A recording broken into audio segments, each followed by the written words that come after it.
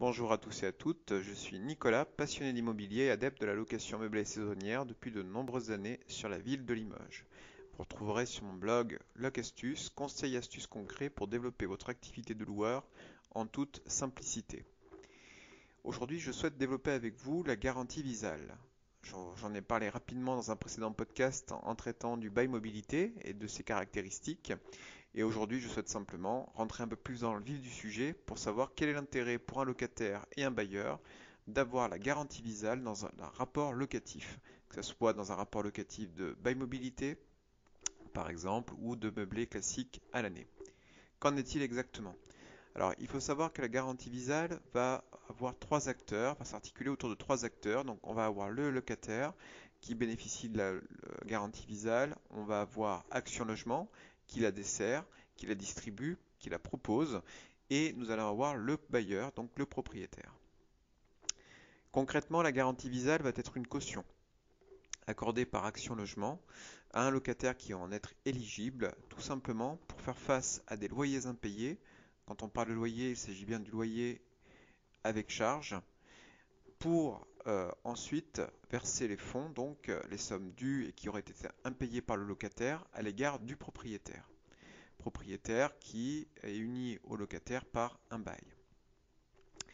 Et ça intervient dans un deuxième cas, ça peut intervenir aussi, la garantie Visal, si le locataire à son départ laisse un hébergement ou un appartement ou un studio, une maison éventuellement, qui va être détérioré tout simplement, de telle manière à ce que le bailleur puisse se voir dédommager des préjudices subis pour réparer tout ou partie des détériorations constatées au départ du locataire. Alors déjà, qu'en est-il au niveau des loyers impayés? Alors il faut savoir qu'il y a un champ à respecter en termes de montant. Il faut savoir que la garantie Visal va couvrir donc des loyers et des charges pour des résidences, pour des locations représentant la résidence principale du locataire, dans la limite de loyer fixé par la loi. Alors là, on parle de loyer et charges limité à 1500 euros pour Paris et jusqu'à 1300 euros de loyer, comprenant également les charges pour tout logement loué donc sur le reste du territoire. Donc généralement, on parle du territoire métropolitain et des départements ultramarins. Donc ça, c'est des plafonds de loyer jusqu'auquel donc la garantie Visal intervient. Et la garantie Visal pourra couvrir jusqu'à 36 mois, donc 3 ans de loyer impayé. Donc c'est intéressant. Donc en gros, comment ça marche? Vous avez donc un rapport locatif entre le locataire et un bailleur, par exemple pour le bail mobilité. Le locataire à l'entrée dans les lieux va demander auprès d'Action Logement s'il est éligible. Si tel est le cas, il pourra signer une convention qui est la garantie Visal pour pouvoir couvrir soit les impayés de loyer dans les conditions que j'ai indiquées, sinon intervenir pour les détériorations constatées au départ du locataire. Et à ce moment-là, donc, en cas de défaut donc, du locataire, c'est Action Logement par la garantie Visal qui va verser les loyers et charges au bailleur dans la limite de 36 mensualités. Sinon, en respectant les plafonds des loyers jusqu'au montant des plafonds vus tout à l'heure. Et s'il y a une détérioration, il faut savoir que, bien entendu, le bailleur, qu'est-ce qu'il va faire? Il va relever ces détériorations au moment du départ du locataire, les faire chiffrer, et la garantie Visal pourra couvrir jusqu'à 2 mois, l'équivalent d'un montant de 2 mois de loyer avec charge pour indemniser le bailleur pour participer en tout ou partie des réparations à engager pour le bailleur pour remettre son bien en état. Donc si par exemple on est sur la commune de Limoges, vous avez un bail mobilité, vous louez un appartement à 700 euros loyer compris, eh bien il faut savoir que c'est sur cette base-là que vous serez couvert par la garantie Visal pour la couverture des impayés de la part de votre locataire.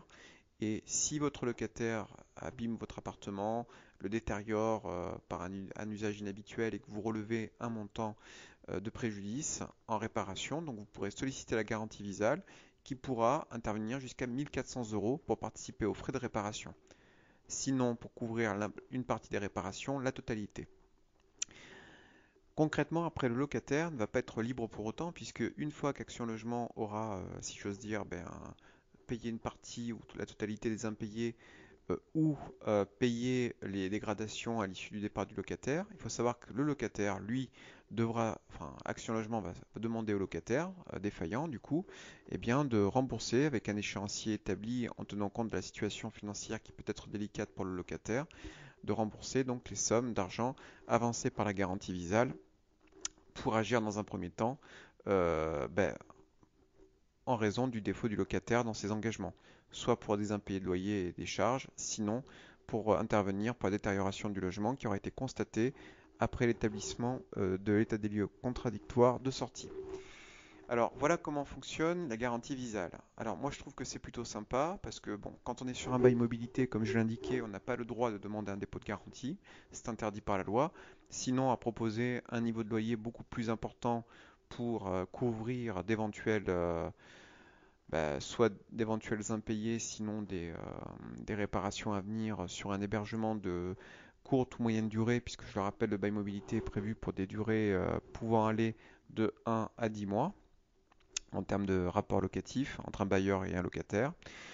Il faut avoir à l'idée que cette garantie visale va également servir de caution auprès d'un locataire qui n'aurait pas de garant ou de caution à proprement parler pour l'aider à couvrir tout simplement ses défaillances si toutefois il devait rencontrer une situation financière délicate ou ponctuelle pendant le rapport locatif.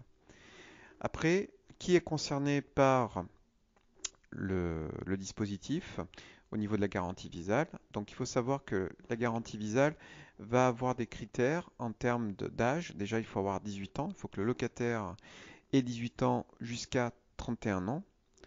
Il faut qu'ils répondent à un certain statut, donc seront concernés certains salariés du secteur privé avec certains contrats de, de travail. Seront concernés également selon le lieu de localisation dans lequel vous trouvez, le locataire devra répondre à des critères de ressources. Donc en définitive, il faudra effectivement que le locataire ait un minimum de revenus de manière à pouvoir satisfaire aux conditions d'éligibilité de la garantie visale. Donc ce sont des critères de localisation, de lieu de résidence, donc de ressources, d'âge et de statut qui permettront auprès d'Action Logement au locataire de se renseigner pour savoir s'il peut solliciter la fameuse aide de la garantie visale. Donc je ne vais pas rentrer plus dans le détail. Il s'agissait pour moi dans ce podcast de présenter un petit peu ce que c'est et rentrer un peu plus dans le détail pour présenter la garantie visale pour connaître auprès d'un locataire ou d'un bailleur l'avantage que chacun peut en retirer dans le cadre d'un rapport locatif quel qu'il soit, notamment moi je pense dans ce qui me concerne le bail mobilité, et inviter chacun à approfondir le sujet, donc soit auprès d'Action Logement, sur le site d'Action Logement, sinon sur le site du servicepublic.fr. C'est de là que j'ai tiré les informations pour préparer ce podcast aujourd'hui. Donc n'hésitez pas à vous renseigner, c'est un moyen qui permettra d'assurer une sérénité dans le rapport locatif et de protéger aussi bien le bailleur en cas d'impayé de détérioration que le locataire pour bénéficier et jouir d'une location en toute sécurité. Donc je vous remercie en tout cas de m'avoir écouté. Si ce podcast vous a plu, n'hésitez pas à le commenter, n'hésitez pas à le liker, le partager pour le faire vivre tout naturellement en le partageant avec vos amis. N'hésitez pas à vous abonner à ma chaîne YouTube Locastus et à mon blog locastus.com pour être mis au courant de mes prochaines publications. En tout cas, je vous remercie de votre attention et je vous souhaite à tous et à toutes une agréable fin de journée. À très bientôt.